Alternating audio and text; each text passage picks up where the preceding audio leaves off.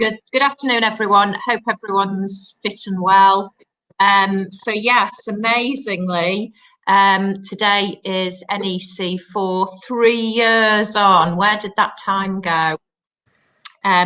So I thought it would be useful to do this now, because I'm hoping, I'm not seeing it particularly, but I'm hoping that you're starting to see NEC4 coming through.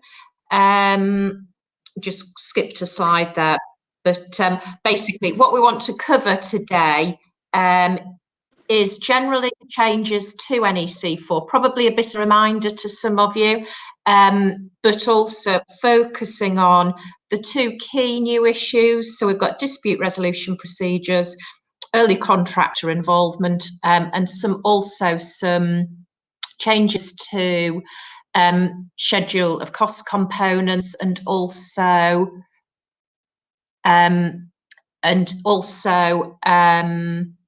just how you price things as you go along. So just by way of introduction, we see NEC used throughout the world. So in the UK, Africa, Hong Kong, Australia. The next slide, when it comes up, is just a little history of NEC. First published in 1993, so that's nearly 30 years ago. That's someone's career, isn't it? That's quite frightening. But anyway, published 1993, and it was a fairly basic contract. It wasn't the full suite that we have nowadays. But it was designed to stimulate good management, and a lot of those key principles haven't changed from that original contract. So, I'll leave it to you to have a think about whether you think it does or it doesn't stimulate good management. But of course, it is very much a management contract. It's very different to the JCT form. Although what I would say is that in the almost 30 years, NEC has adopted some of the things that JCT does, and we'll see one good example of that today, and vice versa. JCT's picked up some of the things that NEC does, in particular for contractors and subcontractors. In our virtual room, these horrible condition precedents, so time limits for notifying. So we had NEC2, which was published a couple of years later, 1995. It was widened, so it became the engineering and construction contract, because they wanted to move it away from just being engineering. Then we had NEC3, published in 2005. Two new contracts were introduced, a term service framework, and of course if you do frameworks for utilities, local authorities, governments, etc., it's probable that they will have been on the NEC form, possibly with a term service contract as well. And then we had NEC4 brought in June 2017, amended in January 2019. There were just minor amendments, to be honest. Introduced, as they like to do, introduced two new contracts, the DBO, which is the design, build and operate, and also the alliance contract. So we're going to have a look at those two contracts just fairly briefly, because I suspect they're going to be fairly specialist. But before we do so, just a quick look at some of terminology that's changed, because obviously if you start reading an NEC4 contract, terminology can cause real problems if it changes. You could probably have a guess at what it means and why it's changed, but I think that's the first thing you need to know. It also has the kind of NEC4 strap line, which is that it's evolution, not revolution. So, it's an evolving contract, and we've certainly seen that over the last 27 years or so. So what have we got that's different? So with NEC4, whereas in NEC3 we have an employer, it's now going to be called client, which I think is a good change. It's not, you know, it's not going to change the world, but it just means that anyone picking up the contract who isn't familiar with it, I think will easily understand what we're talking about, whereas employer isn't really terminology that we use in construction. Ditto the next change. So whereas we've always had WI, the works information, it's now been changed to scope. And again, you know, I think for you know, people coming into NEC, that's a far easier concept to understand. It's now gender neutral, hurrah. The next change, so we had the risk register, which was introduced with NEC3. It's now been changed just in name, so it's now called the early warning notice register rather than the risk register.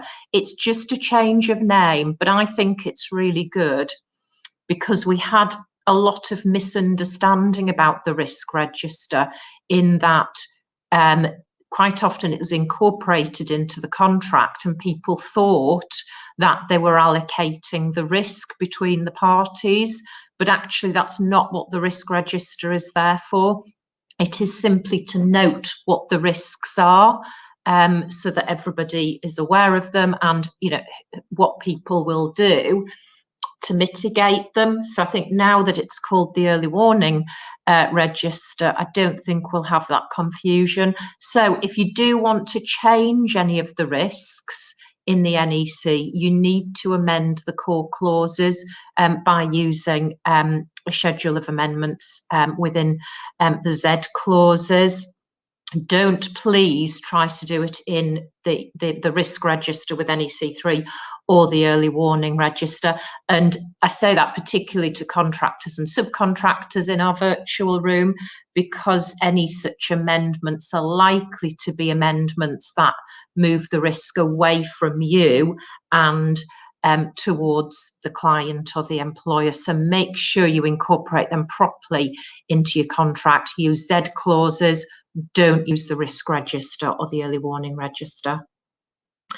The only substantive change to that, as it says in that left-hand side, that the PM, the project manager, issues the first early warning register within 1 week of start on site, which is a new mechanism and I suspect has been incorporated to sort of put the onus on someone, i.e. the PM, to get this risk register, early warning register, going, rather than it not being completed properly. Another point to note is that at section 4 of the contract, we always had testing and defects. So testing through the project to get completion, and also the defects period and how that was managed. Now we have added to it quality management section, which requires a quality management system to be provided. I'm not going to go into that in any more detail. You guys probably have a better idea than I do as to what that will include. But what you should note is that that's what the section is now called. So if you're looking for your testing and your defects, that's where it is. But it's interesting because the NEC authors obviously think the quality issue you know, is important enough to have renamed that section in the contract. So moving on to new contract number 1, the design, build and operate, DBO.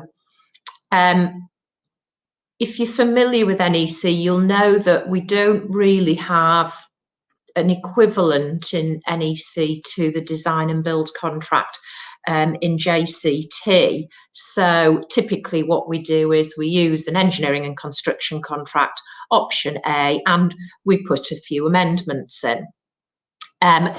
This contract isn't designed to replace that method. of having a design and build contract, because you'll note that this isn't just design and build, it's design, build and operate. It is what it says it is. So it's about a whole life contract, a contract that covers the whole life of the building, or for a set period post completion. It's interesting though, because in addition to this, we have changes to the engineering and construction contract, which take it a step further to being a design and build contract without having to make substantial amendments. And of course, there are some interesting points in here, the DBO contract, which I think helps us in negotiating our engineering and construction contracts when we are contracting and subcontracting on a design basis. So the first thing about this contract, as I've said, is its operation as well. So, for most of us, this is probably going to be quite a rare contract. We're not going to be coming across it every day. It's a combination of the ECC, the engineering and construction contract, the one we know and love with options A to E, and the term service contract, which is possibly what you'll be using in your framework contracts if you're under NEC, but it is what it says. It's a term service. So you're providing a service and maintenance for a term, so a period of time. So that's the sort of maintenance element of it. What is interesting is that reasonable skill and care for the design is the standard, that's the norm.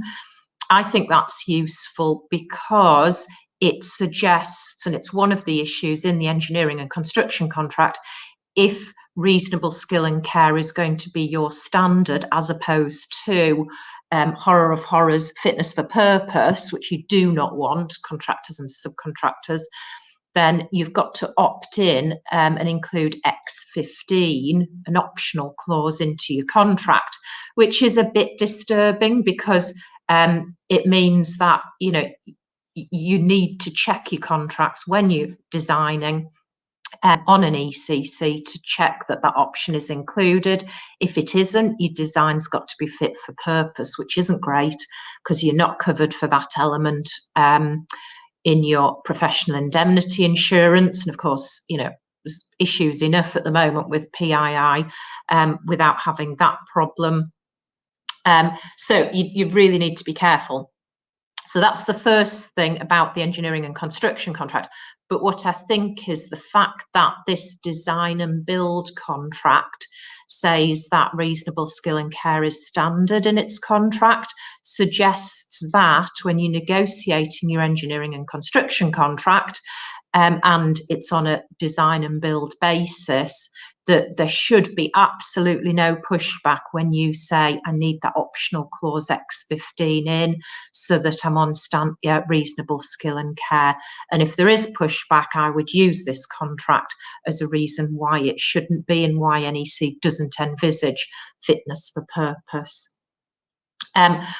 Professional indemnity clauses and copyright are included, and these are two of the issues, as well as the reasonable skill and care, where the ECC isn't a proper design and build contract. So again, that's good, and can be referred to when you're negotiating your ECC on a design and build basis.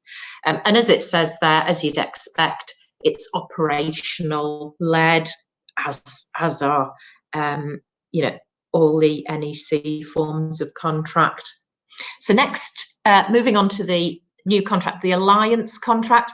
I'm just going to skip over this fairly briefly because this contract is going to be used for big projects, huge projects. And it's of the sort that we've sort of seen, big projects tinker with contracts like this.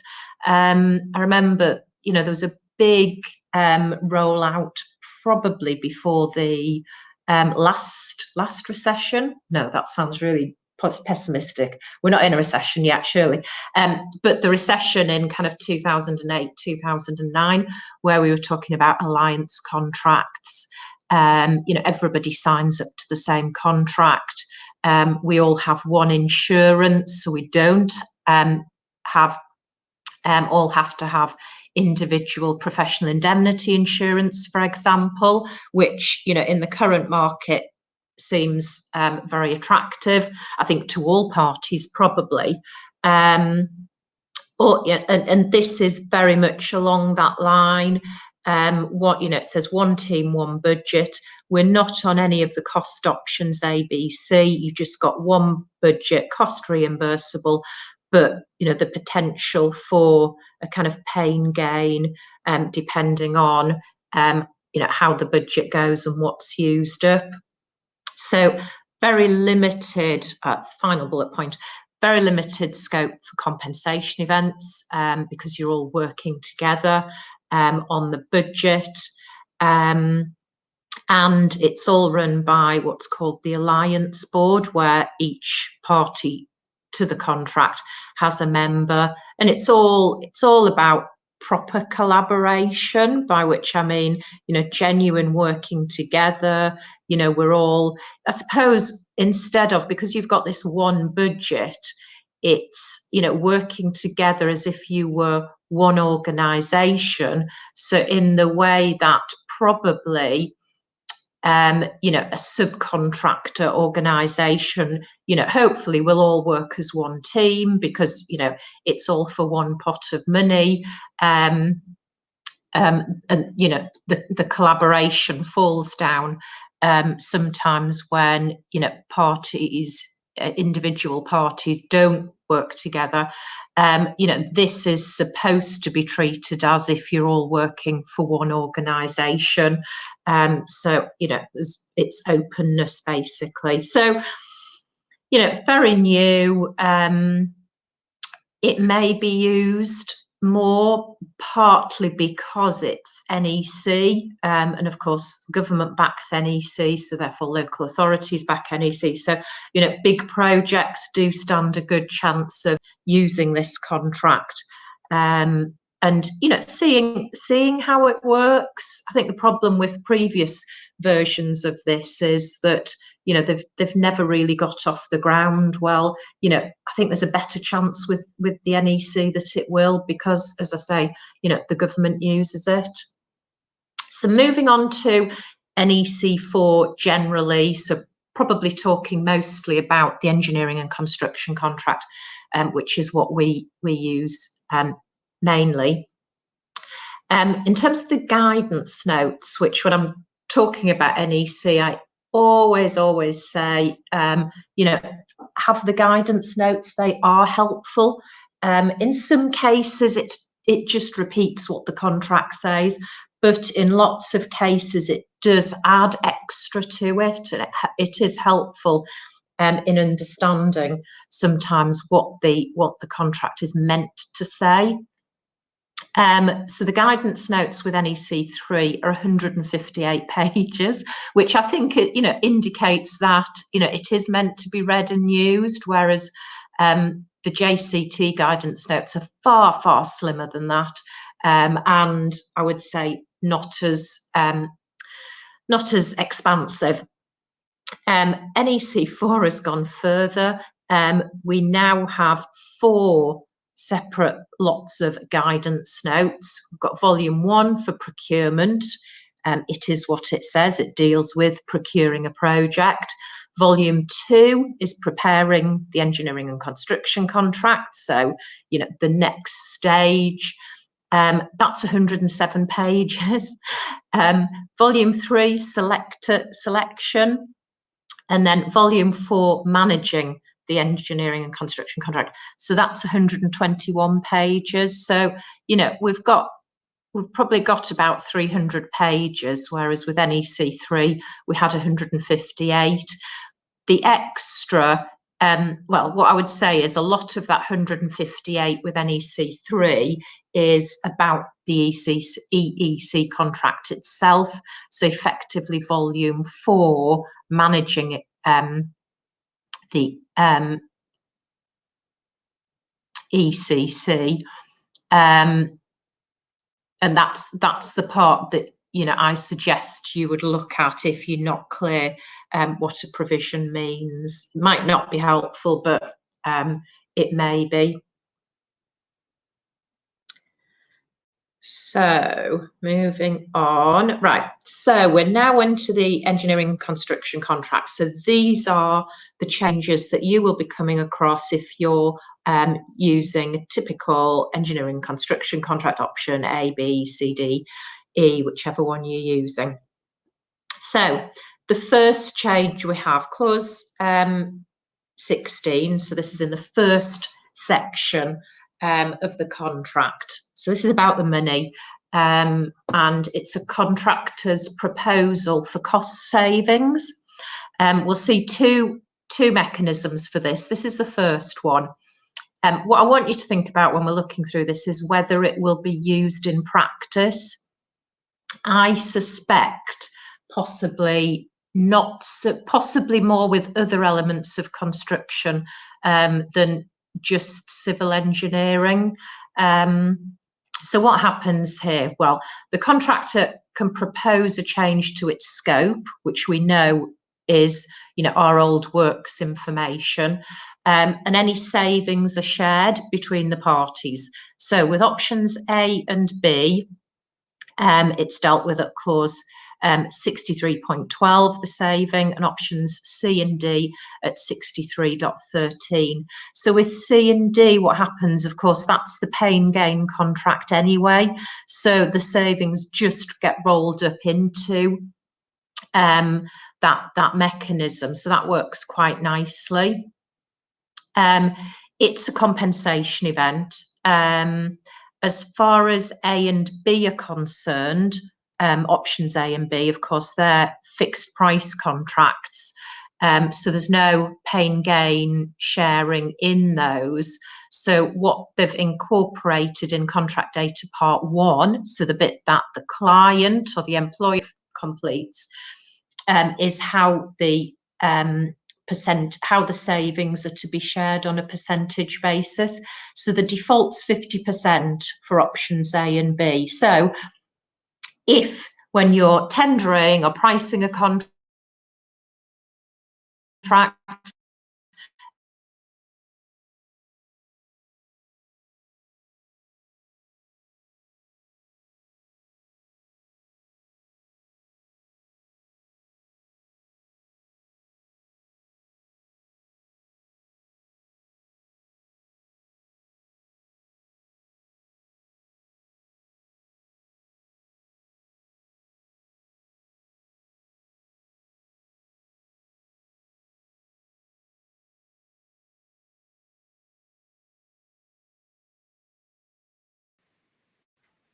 Good afternoon.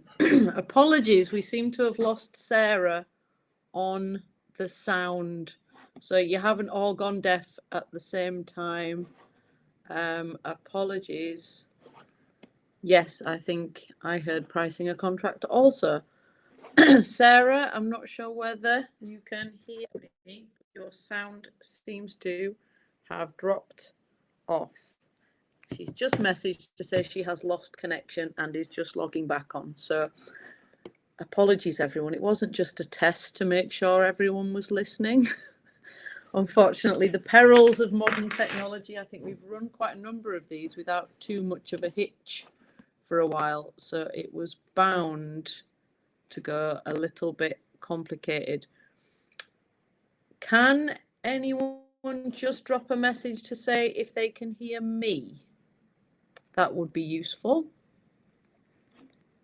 Yes, excellent. Okay, you can hear me. We've just lost Sarah, or she's just trying to log on. So if you could just bear with us for a minute, hopefully she will reappear presently. Just while I have you all as a captive audience, while we're waiting for Sarah, if any of you, I know a couple of you have dropped me an email just in the start of the webinar. If anyone requires a copy of the notes from today, then feel free to drop me an email and I can send those across to you now, just while we're on the webinar or directly afterwards.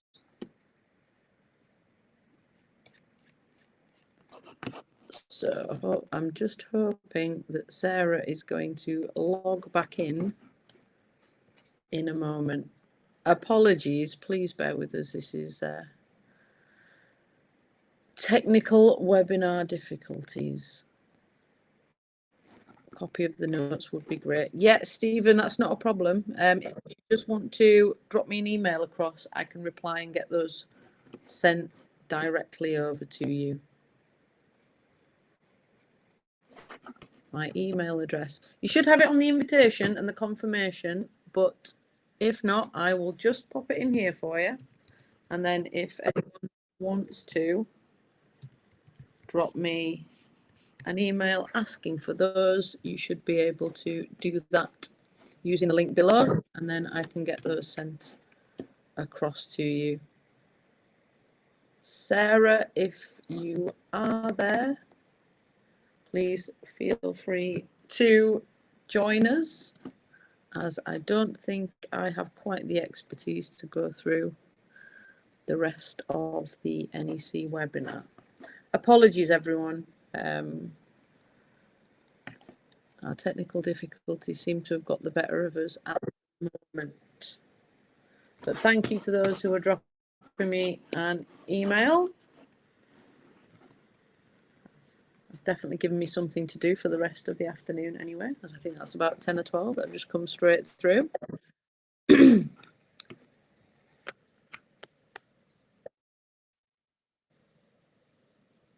Apologies if you can't hear me. I seem to have some people being able to hear me and some not.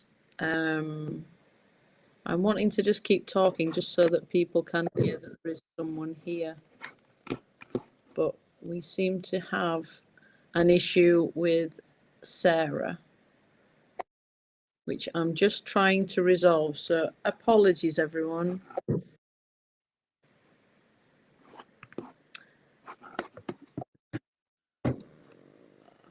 Apologies. Presenters.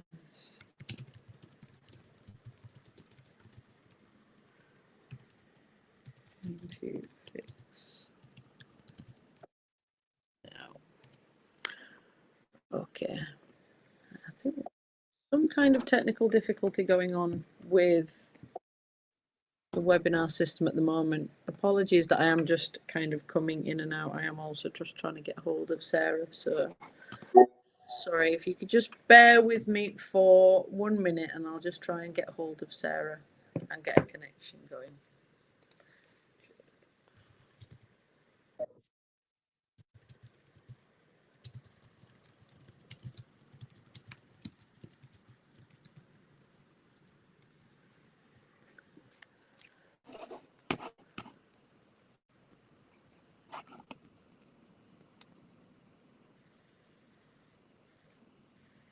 Okay, apologies again. What do I require on the email? If you're requesting the notes, nothing, just send me across an email. Just with a message about the presentation and I can get that across to you today.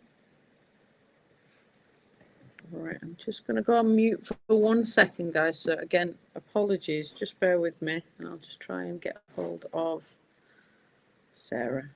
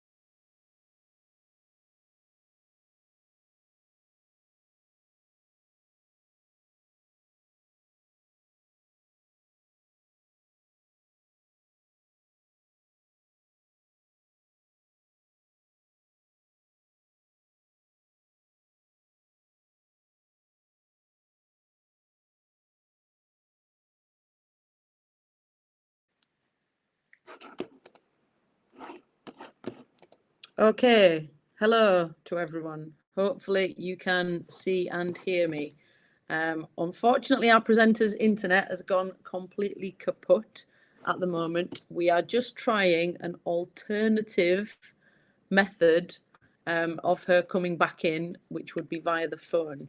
So she's just attempting to dial through now, and then hopefully she should be able to go through the rest of the presentation. So apologies, this is the first time that we've actually had a complete connection issue during one of our webinars, which I think is a miracle that we've survived so far.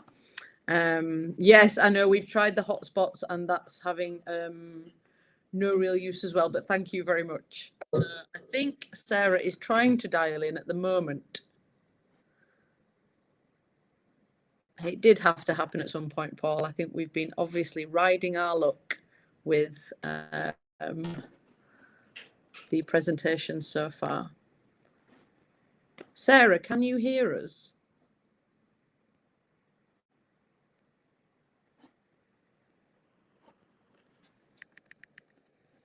I can see that Sarah's trying to dial in.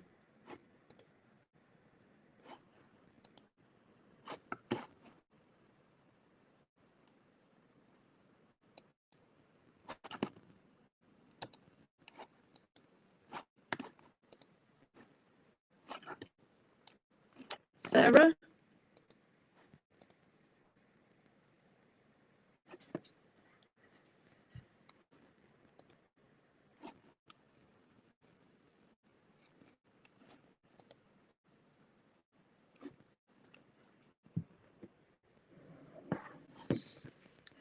I can see that she is trying to come in, but it doesn't seem to be working at the moment.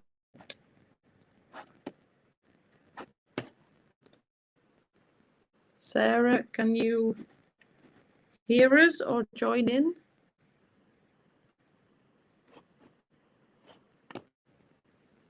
No.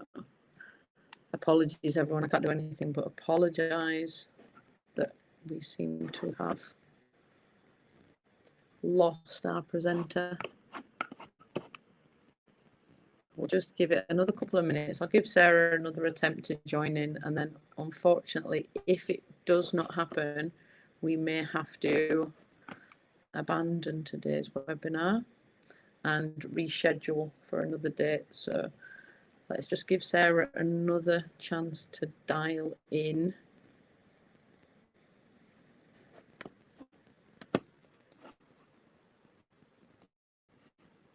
Let's see if we can get it sorted. Apologies. Katie, I can see that you've asked a question. Don't worry, we will get some of these answered. And if we do have to postpone today's webinar, then we will rearrange for another day as soon as we can. I can see Sarah trying again to log in. Sarah, can you hear us? Yes. Excellent. Hooray. Yes, we have people. I think there's a slight delay, but yes, we can. We can hear you. Right, I'll disappear. Yeah. Let Sarah Oh, I'm continue. really sorry, everyone.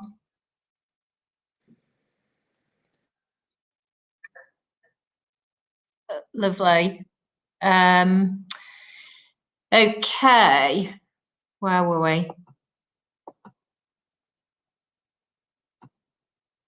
Right, let me just...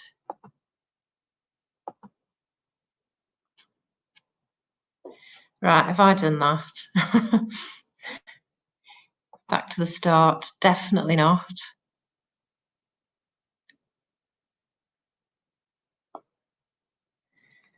Right, I'm hoping you can still all hear me. Oh, right, so where were we? That looks to be about the right slide. Yeah, so these are the savings. So yeah, we'd got to the drafting note about 2/3 of the way down the slide. Just remember to check that 50%, decide whether that's what you want in advance, obviously, of signing the contract. If you operate the mechanism, it's dealt with as a CE, as we've already seen, a compensation event. So the project manager has the option of either accepting, rejecting the quote, or requesting a quote for a proposed instruction. Now, beware with this, because of course we have deeming provisions in the CE process, but this one, for obvious reasons, I think isn't part of that deeming process. The project manager has actually got to expressly agree and opt in to this clause. So, you know, don't think that because the PM hasn't accepted that it's automatically going to proceed. So the next one, so again, it's about the money, it's about contractor putting forward proposals. Slightly different though, because this time it's about the cost savings to the lifetime cost of the project. So you'll immediately think, yeah, that's going to be more difficult to work out in the first place.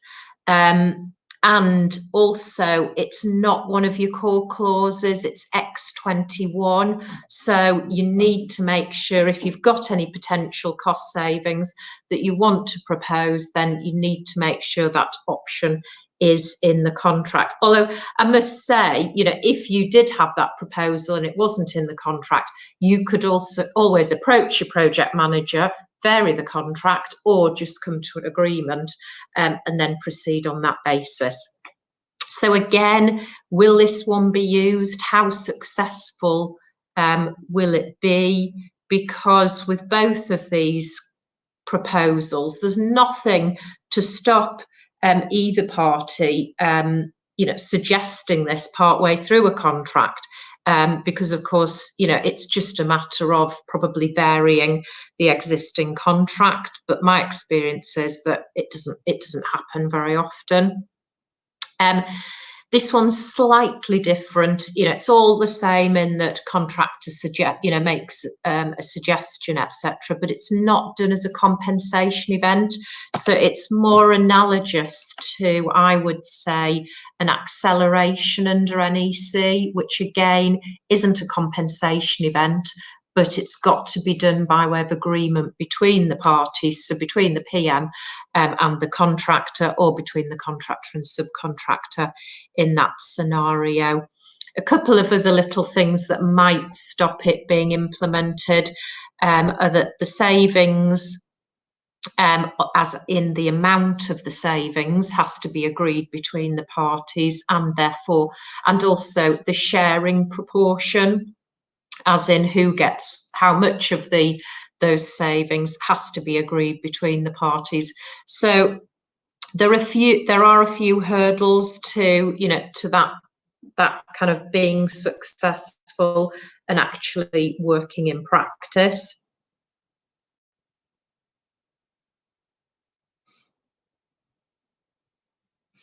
One that again relates to the money, different mechanism again, and this is about finalizing defined cost. So again, it's for some for contractors and subcontractors to operate.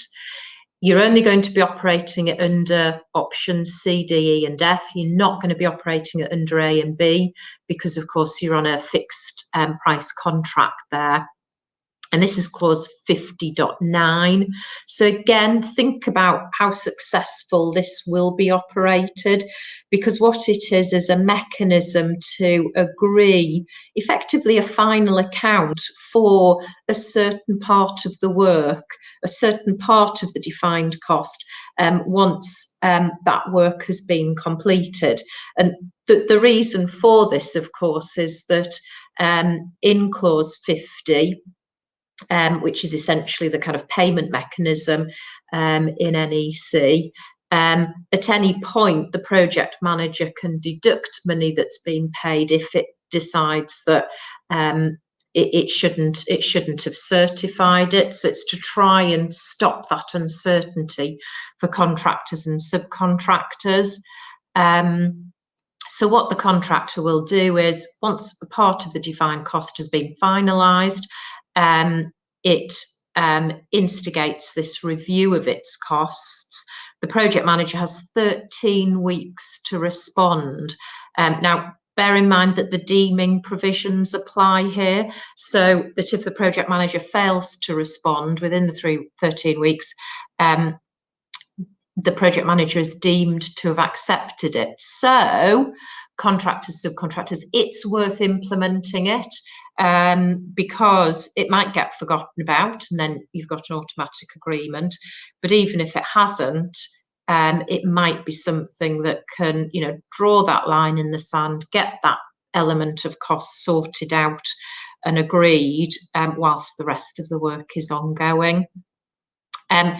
I think because it takes 13 weeks, it's unlikely to be used for small projects where the contract period's, possibly only 4, 5, 6 months. It doesn't really seem worth it,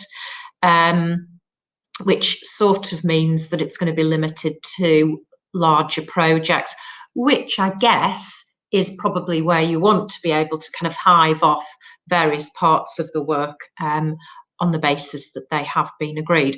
So what's the nature of the agreement? Well, again, it's limited. So even if the project manager agrees it or doesn't say anything and is deemed to have agreed it, the client is entitled to take the matter to dispute resolution, so it would be adjudication, to reverse that decision. Now, contractors and subcontractors, that's still useful to you, because for once in your life, it means that you've got the money, and it's the client adjudicating to recover some of that money back from you. So client's going to have to show why they should get some money back from you. And probably, particularly based on the case law that we're seeing going through on NEC, the courts are very much saying, well, if project manager agreed it on site, in the moment on the project, then, what are we to, 6, 12 months later when memories have faded to start to, alter that decision? So, it could be useful in that respect, but please don't think that just because PM agrees it, that it's set in stone and it can't be overturned.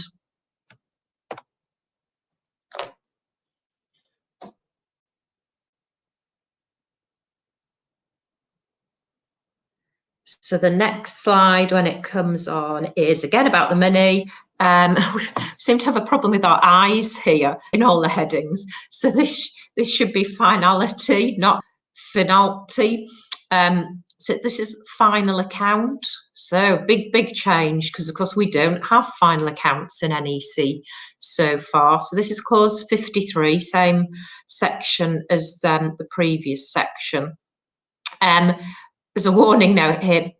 Both parties need to be aware of this, because it can have fairly draconian consequences to either party if they don't implement it and they're not aware of it, and the other party implements it. So what I would say is it's similar to what we have in JCT. But my experience of the JCT provisions, and it's probably because they're dealt with at section 1, so, arguably they're sort of hidden. I think they're about, something like 1.12 or 1.18 of JCT design and build.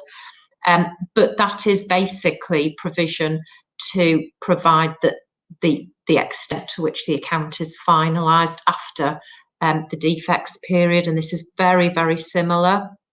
Now, what I would say is that, because everyone's going on a course and finding out about how NEC is now doing it, and people like me are saying, it's very similar to JCT, but JCT isn't very well used, what you might find is that, we start to see JCT being well used. So just be careful of that as well. And bear in mind, it has very similar consequences. So what is it? Well, it's about agreeing or default procedures with regard to the final account, which is why I say both parties need to be aware of it, and it comes as a warning note. So what happens at the end of your 12-month defect period, project manager is supposed to issue a defect certificate. So the time limit starts to run from the issue of that defect certificate. So project managers, you need to be wary of that, and contractors, subcontractors, you do as well. As soon as you get your defect certificate, you need to be thinking, right, something's going to happen here to do with the final account. I maybe need to check what it is and check the timescales. But what it is that within 4 weeks of that defect certificate, the project manager issues a final assessment of the contractor's account.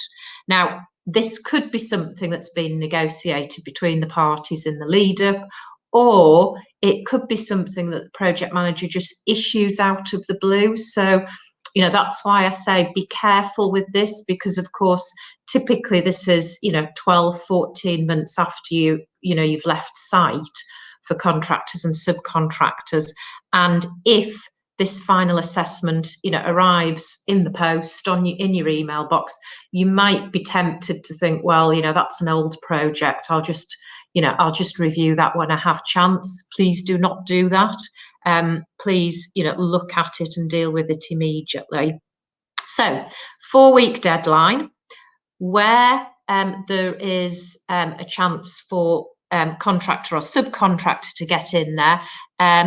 If it's not submitted within the 4 weeks, the contractor, or in a subcontractor, the subcontractor can issue their own final assessment, which means it's their assessment. So, it's your assessment effectively.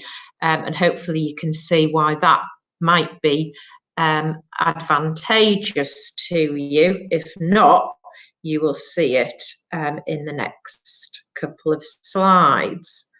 So what happens is that final assessment becomes conclusive, including, so unlike the other clauses we've looked at here, this one includes with regard to adjudication. The JCT provision is very similar.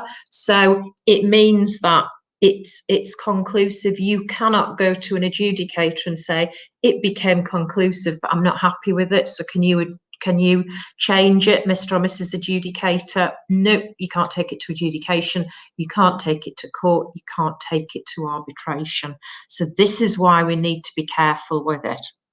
So it becomes conclusive unless, so if you project manager issues it to you, contractor or subcontractor, you've got 4 weeks from receiving it to refer it to the senior representatives. We'll come back to them very shortly, or 3 weeks to when it's been dealt with by senior representatives. Within 3 weeks, you've got to take it to adjudication. If it's been to adjudication, you've got to refer it to the tribunal. So that's going to be court or arbitration within 4 weeks of the adjudicator's award. So you have got time, no need to panic, but bear in mind those time limits.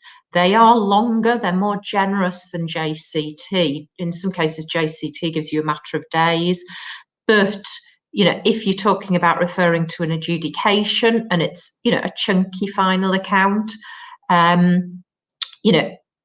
4 weeks, 3-4 weeks isn't a long time to prepare for that. So what I would suggest is, you should hopefully be thinking about that before, the final assessment even starts to become an issue. Final date for payment is then 7 weeks from that defect certificate, assuming that the project manager has issued the final assessment.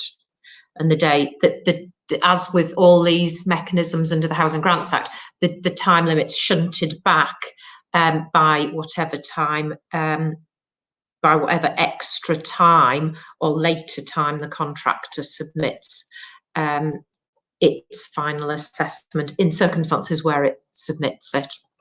So the guidance notes actually say that very little should need to be done to close the account at this stage. I've put there, is this correct?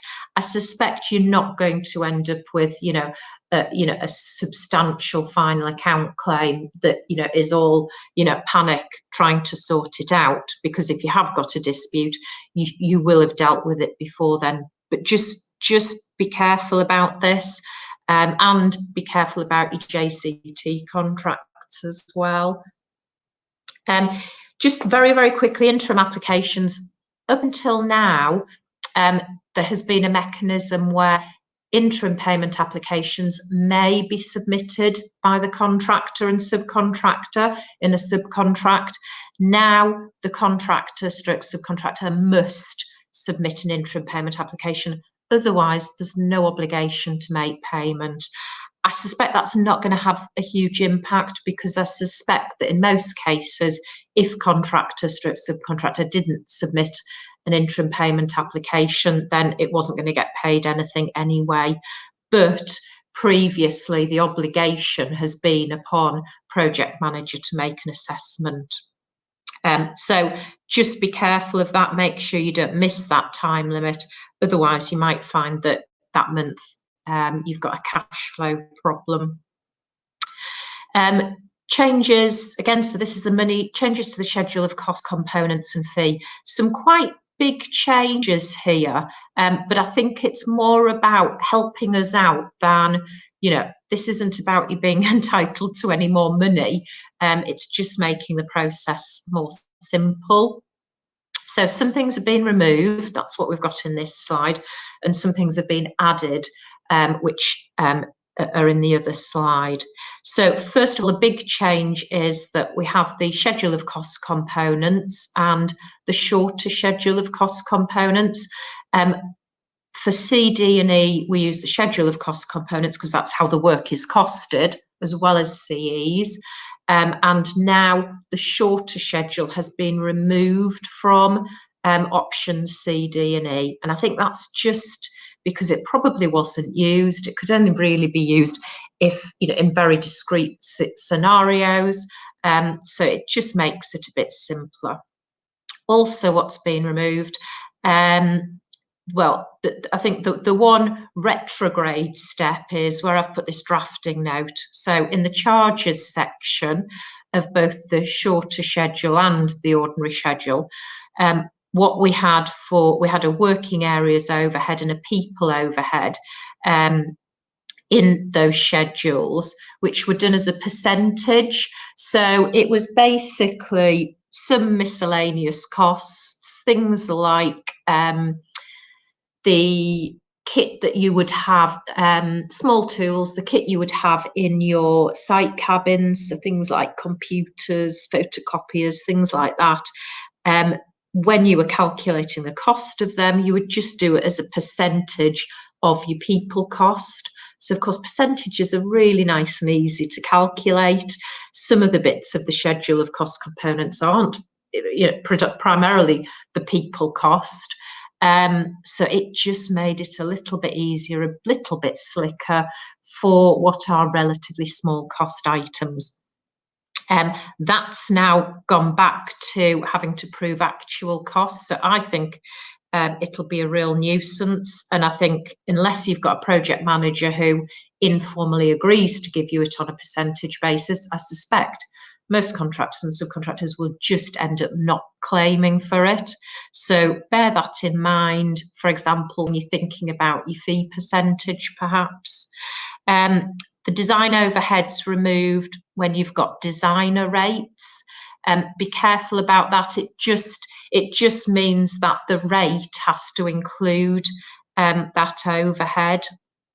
And the subcontractor fee percentage, which goes in the definitions and in the contract data part 1, has been removed. Now, it's been removed because subcontractor is now in the schedule of cost components, which I think is a really good step. It doesn't really change too much, but what it means is that it's all fairly simple. It's all in one place. It's all in the schedule of cost components, rather than having a subcontractor section in the definitions and within the main contract, and then the rest in the schedule of cost components. So it also means that defined cost is now defined simply as the cost set out in the schedule of cost components, which, you know, I just think makes it far more streamlined. The other point that, again, I think is a good point for options A and B, so your fixed price contracts, schedule of cost components, you use the shorter schedule, and of course it's only relevant for your compensation events. But your people rates, section 1 of the shorter schedule, there's now provision in contract data part 2 to put rates in rather than using actual cost, which again is a step forward because it streamlines it, rather than having this very tortuous mechanism of having to prove actual cost for every single individual on site. So I think that is really good. Contractors, subcontractors, when you're filling it in, just be careful to make sure that you include every discipline, or that you have a caveat at the end, something that says, you know, anyone who isn't covered by these disciplines, you know, is paid at, you know, actual cost, something like that. So, you know, you don't end up with a compensation event where you're using certain personnel, but there's no rate for them.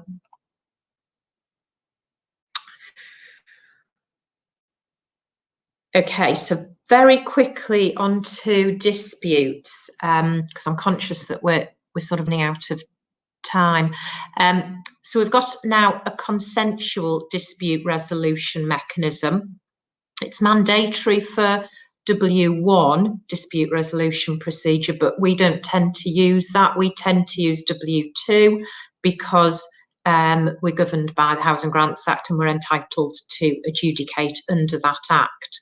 So we're using W2 typically. So you can use this process, but it's not mandatory. I would be inclined to use it. All it is that senior representatives from each organisation meet within 4 weeks of a dispute being referred to them. So how it works is, well, the senior representatives are named in, client or employer puts their person or people in their contract data part 1, contractor or subcontractor puts their people or person in contract data part 2. They're supposed to be independent, they're supposed to be senior, they're supposed to be equal numbers for obvious reasons. And what you then have is a 4-week process. A dispute's arisen, I don't know, you've got a dispute over whether a compensation event is a compensation event and also how much it's worth. You refer it to this dispute resolution process. We have 1 week of submissions, so either side making submissions to, you know, both parties' senior management, and then the senior management who are on the dispute resolution panel. So typically I would say it should be director level, you know, have time to investigate and make a decision. Now, where I think this might work is that it gets it away from the people who have that emotional investment in the work and, you know, the personalities, etc., and it gets it to people who actually probably, you know, don't want to be going down the adjudication route. They want to get a sensible resolution, and it sort of forces both parties to talk at high level.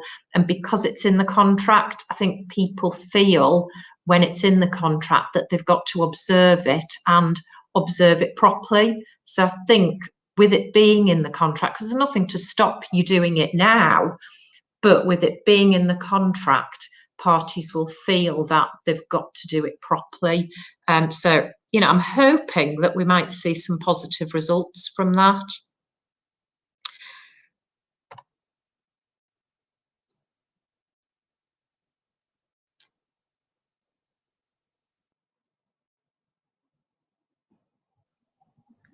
So the next one is dispute avoidance board. So this is an option W3, so it's a new option.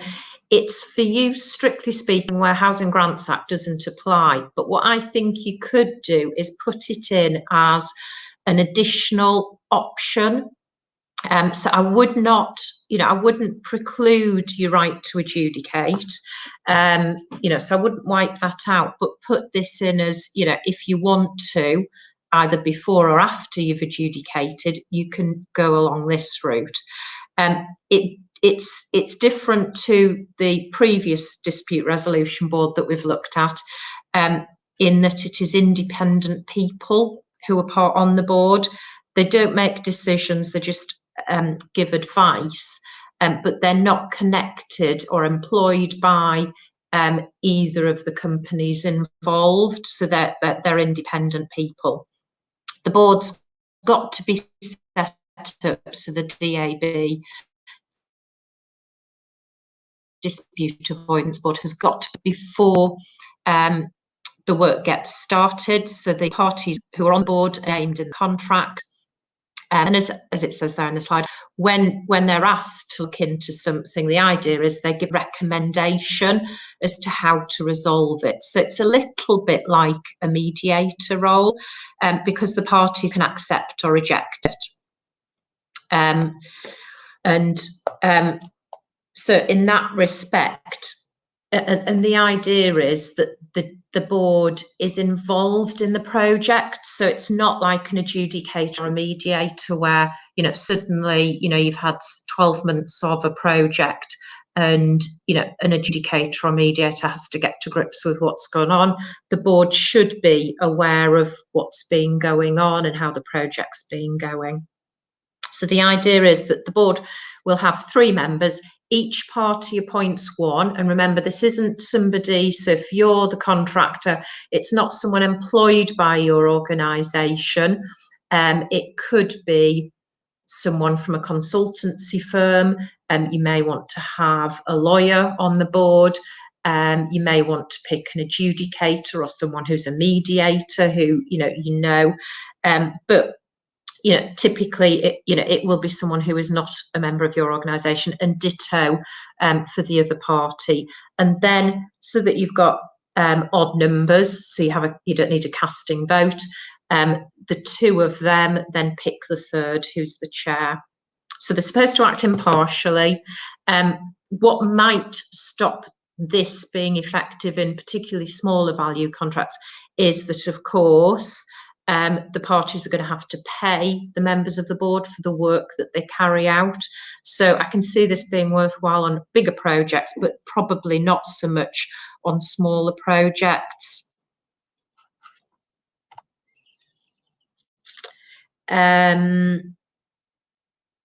Yeah, and that's just referring it. So obviously, it's not binding. We've already covered that. They just make recommendations. Right, very quickly, X clauses. These are optional clauses. So X8, called undertaking to clients, it's collateral warranties. It still requires the form of collateral warranty. So whilst it's in there, the form of the collateral warranty still also needs appending. Option X9, transfer of rights, that's basically copyright.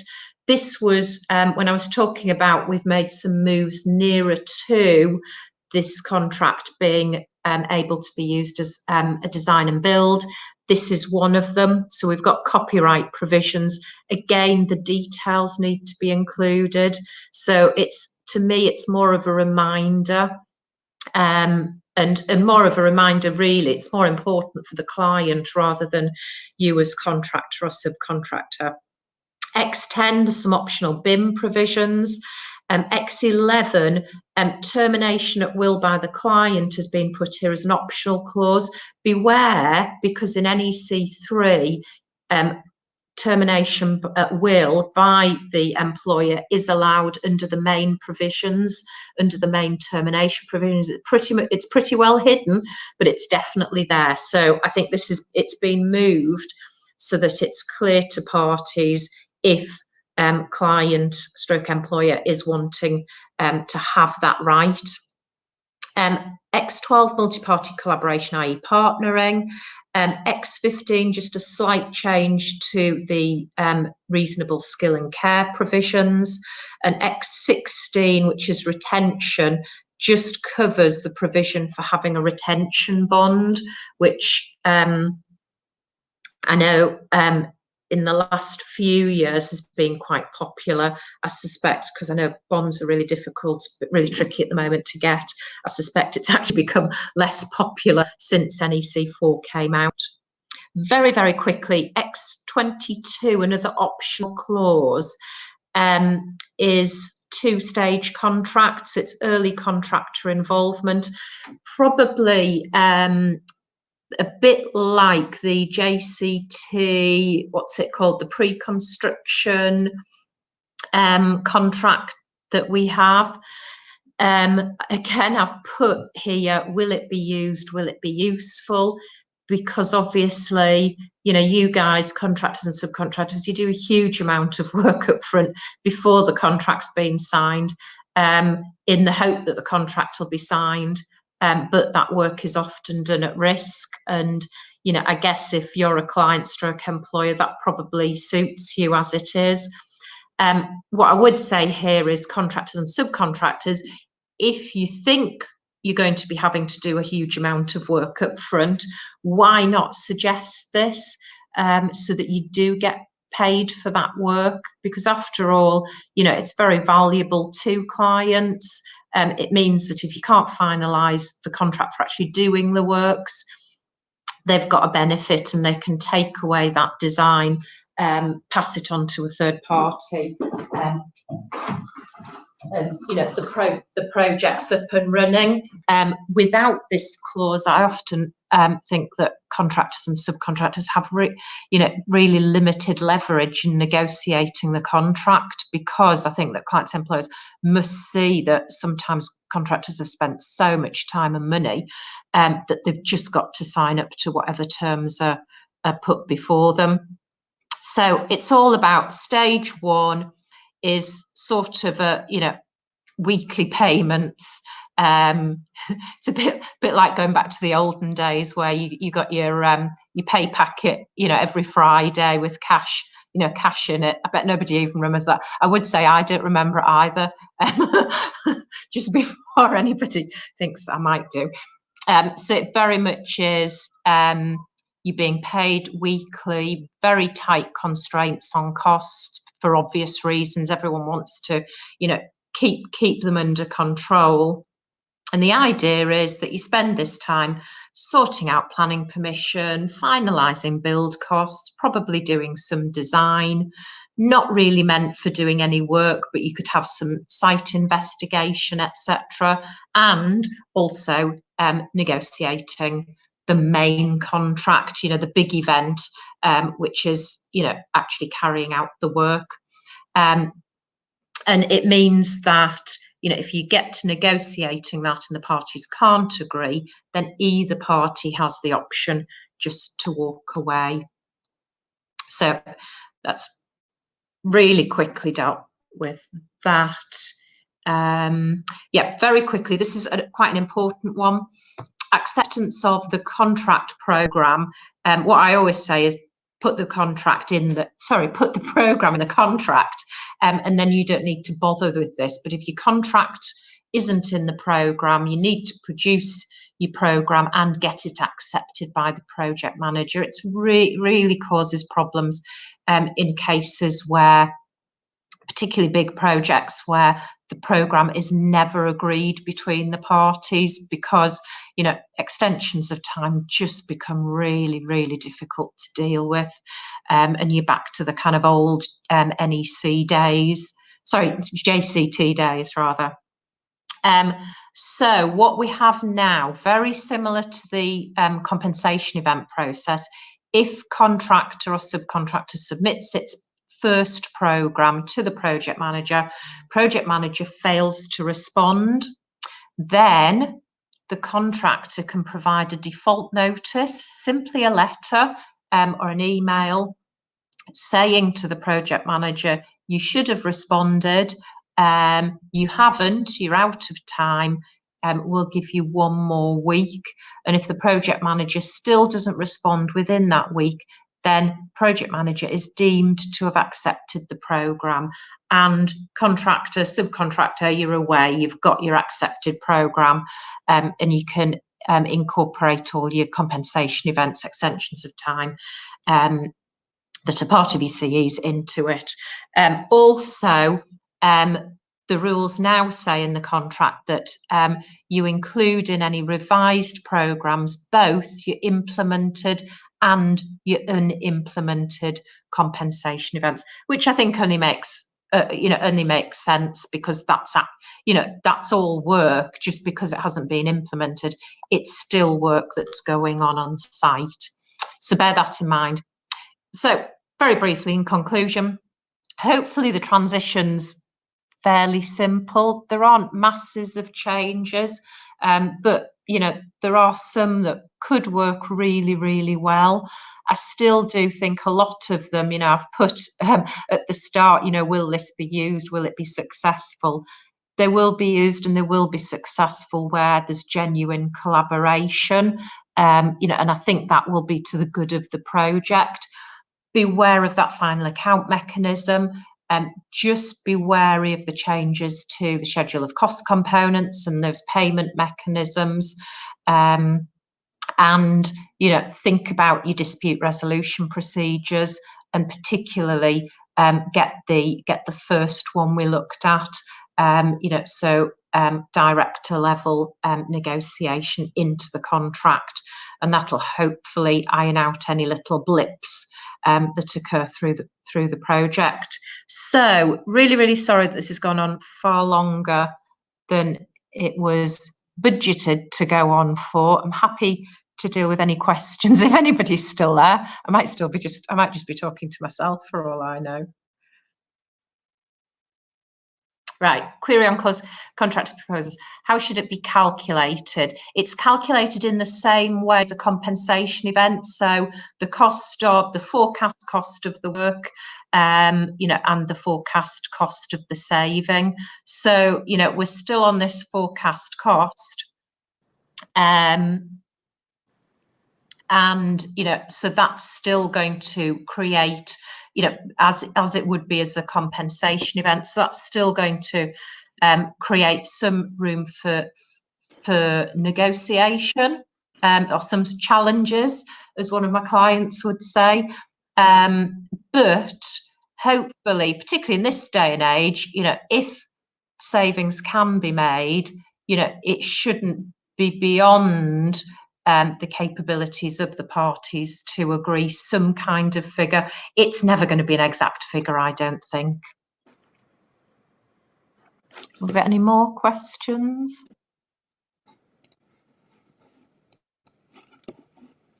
I think we've got one here that I can just add in. There we go. Yeah. Do the working areas overhead and people overhead still? No, it's been removed from all of them. So really bad news. What I would do, if I were you, and I know not all contracts are up for negotiation, but I would try and negotiate NEC 3 amendment. Obviously, it's got to be carefully drafted, but I would try and get NEC 3